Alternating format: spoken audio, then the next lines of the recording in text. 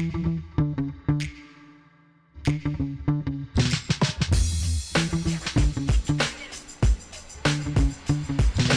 back to Relationships at Work, the leadership mindset guide for creating a workplace we love.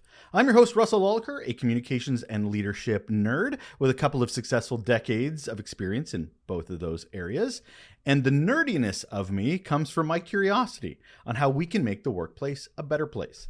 If you're a leader trying to understand and improve your impact on work culture and the employee experience, well, I'm happy to say you found yourself in the right place.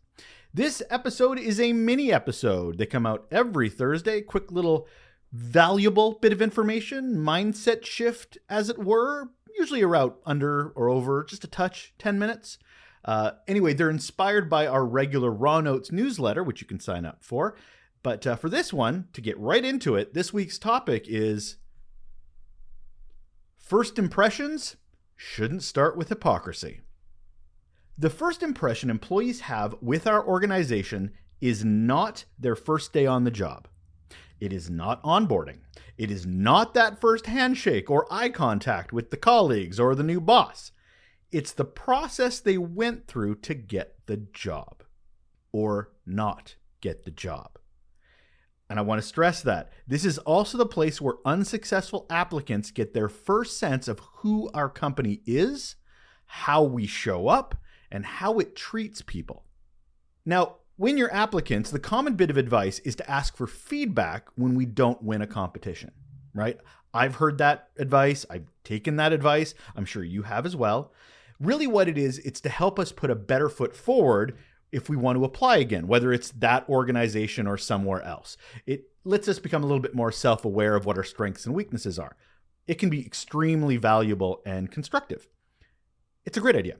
Can't say enough how constructive feedback is really a gift. We all want to do better. We all want to be more successful. So why not ask for that feedback? But here's something that's always stuck with me. Why don't organizations embrace that tactic for themselves? Why are they so hypocritical about it? Why aren't we as leaders in organizations asking successful and unsuccessful applicants about their experience in the process and what our organizations can do better? Why don't we do that? It never happens. Never. Which is so funny, as businesses are so comfortable talking about hiring the best, but then don't make the effort to create or improve hiring environments that would actually entice the best to apply. I mean, we all have terrible tales. I know personally I've suffered through ghosting, bad communication, long gaps between when I applied versus when I ever heard from the organization, to the point that it was so long I'd almost forgotten I'd actually applied for the job in the first place. But what could we be doing better? Why aren't organizations taking an opportunity to improve this process? Because retention is a huge problem for organizations, so they're obviously doing a lot of this hiring. Why not learn to do better? It boggles my mind.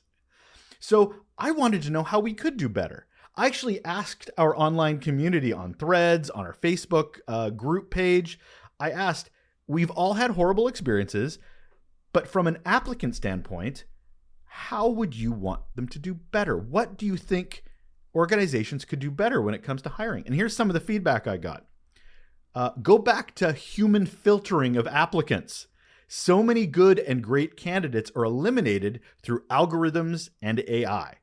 Another bit of feedback, fewer steps. A questionnaire plus resume or cover letter plus resume, not all three. Clear timelines on the process. No waiting and waiting and waiting. Another, well thought out debriefs. Make a point to provide fulsome feedback to any and all successful candidates. The person who gave feedback says, I've had many thank me as they've gone on to have success. That's fantastic. I like I said at the top, I can't tell you how important that is. But why aren't organizations doing the same thing? And last but not least, loosen up automated screening processes and requirements. People with applicable skills can be a great fit, even if their training or experience isn't a perfect match. These are great. These are fantastic ideas. Some are a little harder for organizations to implement, but isn't that worth it if you're getting better applicants and better people through the door? I'm asking these questions. Listening to our unsuccessful and successful applicants has so many benefits, including, and let's start with the obvious first, it will actually improve the hiring process. By asking these questions, it can highlight areas where the hiring process may be lacking or insufficient. It could include application screening, which we've heard about, interviewing improvement, communication. It hurts my heart. But understanding those applicants' experiences can actually help the process, making them more effective and maybe even candidate-friendly. Here's another benefit: enhancing employer brand. It will actually make the organization sound better. People will say nice things about you, even if they're not successful applicants. A company's reputation as an employer is significantly influenced by how it treats its candidates. And let me remind you, including those it doesn't hire. Asking for feedback, it just shows that we value and respect all candidates' experiences. It enhances our employer brand, and it makes it more attractive for future applicants. It's all win, win, win, win, win. Another thing I thought was interesting, that if we ask actual feedback from those applicants, it could identify unconscious biases that we're obviously unconscious about. Feedback, it can expose potential biases that might not be apparent to us. This could relate to gender, race, age, tons of factors. We can't champion things like diversity, equity, inclusivity, and belonging if we don't include our hiring processes in this. And last I want to mention is it can just improve the candidate experience. As I mentioned, the hiring process is often a candidate's first real interaction with an organization. So a positive experience, even a rejection, can lead them to reapplying in the future or recommending the company to other people. It is just so hypocritical to promote the importance of feedback and continual improvement when we as organizations don't actively ask for it ourselves. Incorporating candid feedback from our candidates as part of the hiring process can truly help us improve and our impact on their employee journey. Not only the people we're interacting with now, but for the future. And as leaders, I know we can do better. I just think this is an area that we may not be as aware is as important as it is. That made sense in my head. So better hiring, less hypocrisy. Please? That'll do it. That is another mini episode of Relationships at Work, the leadership mindset guide to creating a workplace we love.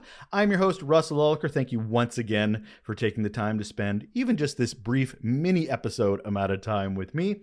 If you enjoy this show, whether it's the guest episodes that drop every Tuesday or these little mini episodes of mindset shifting, I ask that you go on Spotify or your Apple app or YouTube now and leave a rating, leave a review, give a little love to support the show. Algorithms and technology and all that stuff really love those ratings and reviews. So if you could take some time to do that, it will really help the show grow, and I couldn't appreciate you more. Thank you so much. Take care.